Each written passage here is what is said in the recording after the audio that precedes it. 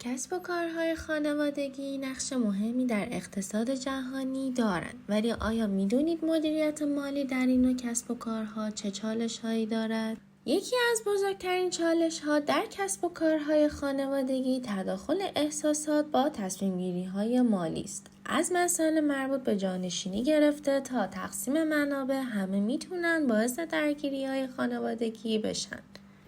اما نگران نباشید، برای غلبه بر این چالش‌ها کسب و کارهای خانوادگی میتونن سیاست‌های مالی شفافی تدوین کنن، برنامه‌ریزی مالی دقیق داشته باشن و از تخصص مالی حرفه‌ای بهره مند بشن.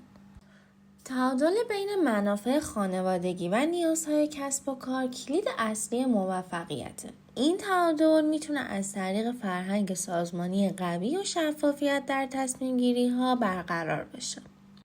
همچنین ابزارهای مالی مدرن میتونن کمک کنن تا فرآیندهای مالی بهتر مدیریت بشن.